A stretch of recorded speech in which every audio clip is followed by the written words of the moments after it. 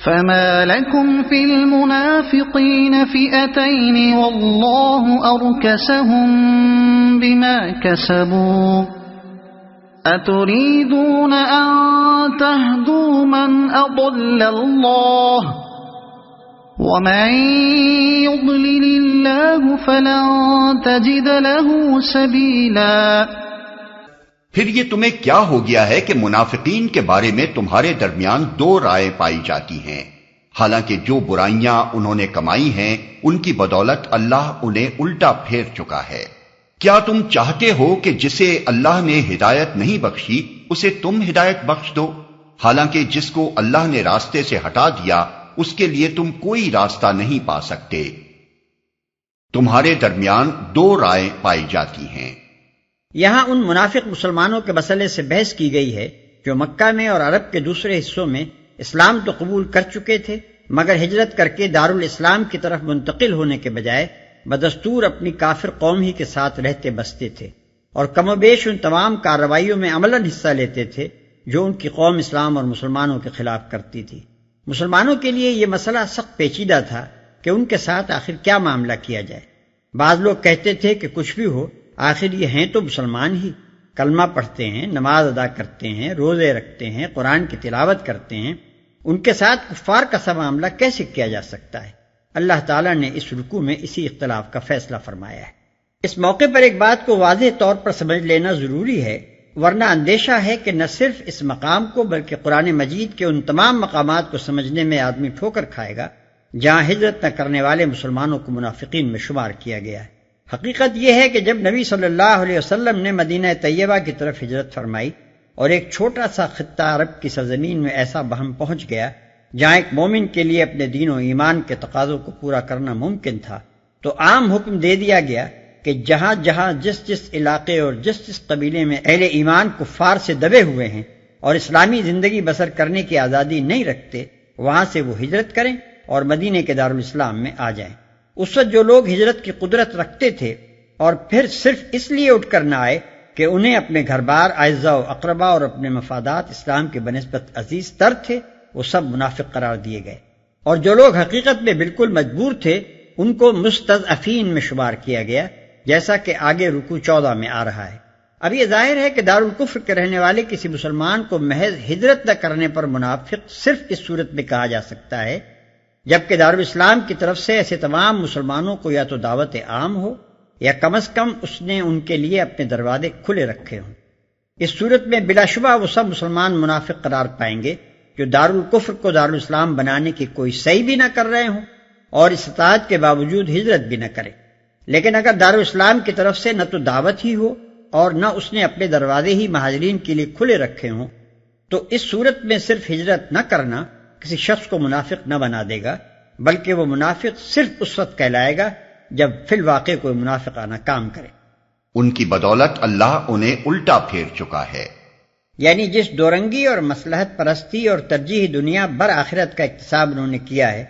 اس کی بدولت اللہ نے انہیں اسی طرف پھیر دیا ہے جس طرف سے یہ آئے تھے۔ انہوں نے کفر سے نکل کر اسلام کی طرف پیش قدمی کی تو ضرور تھی، مگر سرحد میں آنے اور ٹھہرنے کے لیے یکسو ہو جانے کی ضرورت تھی، ہر اس مفاد کو قربان کر دینے کی ضرورت تھی جو اسلام و ایمان کے مفاد سے ٹکراتا ہو، اور آخرت پر ایسے یقین کی ضرورت تھی جس کی بنا پر آدمی اطمینان کے ساتھ اپنی دنیا کو قربان کر سکتا ہو۔ یہ ان کو گوارا نہ ہوا، اس لیے جدھر سے آئے تھے الٹے پاؤں ادھر ہی واپس چلے گئے۔ اب ان کے معاملے میں اختلاف کا کون سا موقع باقی؟ وَدُّوا لَوْ تَكْفُرُونَ كَمَا كَفَرُوا فَتَكُونُونَ سَوَاءً فَلَا تَتَّخِذُوا مِنْهُمْ أَوْلِيَاءَ حَتَّى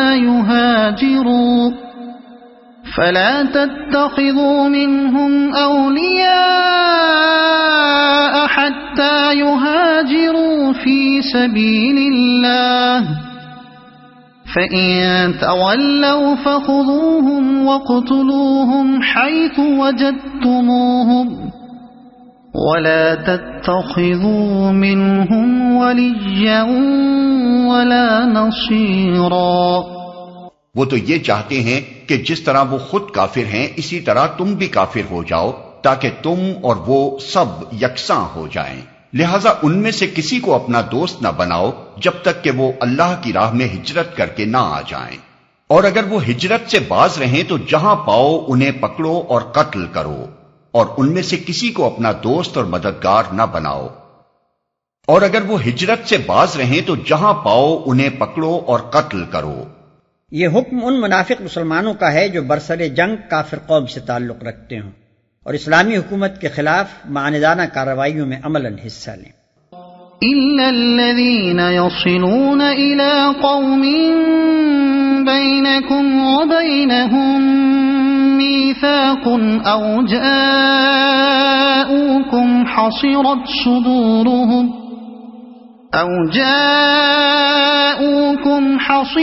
صُدُورُهُمْ أَن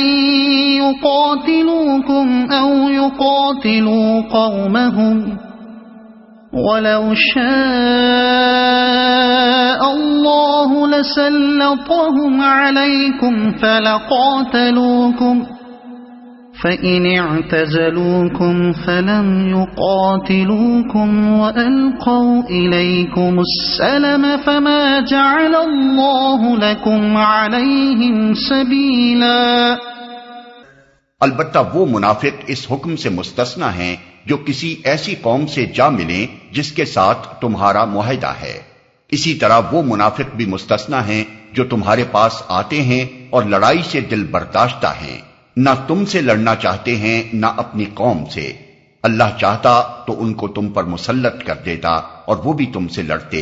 لہذا اگر وہ تم سے کنارہ کش ہو جائیں اور لڑنے سے باز رہیں اور تمہاری طرف صلح و آشتی کا ہاتھ بڑھائیں تو اللہ نے تمہارے لیے ان پر دست درازی کی کوئی سبیل نہیں رکھی ہے۔ کسی ایسی قوم سے جا ملیں جس کے ساتھ تمہارا معاہدہ ہے۔ یہ استثناء اس حکم سے نہیں ہے کہ انہیں دوست اور مددگار نہ بنایا جائے، بلکہ اس حکم سے ہے کہ انہیں پکڑا اور مارا جائے۔ مطلب یہ ہے کہ اگر یہ واجب القتل منافق کسی ایسی کافر قوم کی حدود میں جا پناہ لیں جس کے ساتھ اسلامی حکومت کا معاہدہ ہو چکا ہو تو اس کے علاقے میں ان کا تعاقب نہیں کیا جائے گا،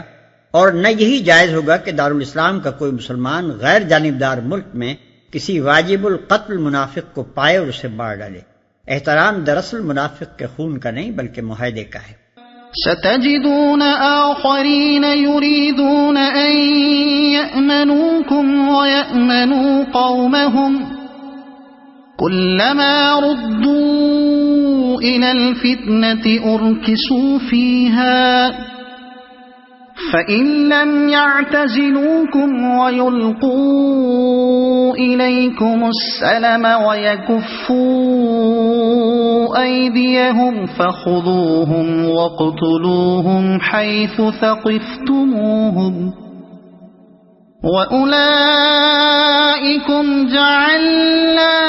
لَكُمْ عَلَيْهِمْ سُلْطَانًا مُبِينًا۔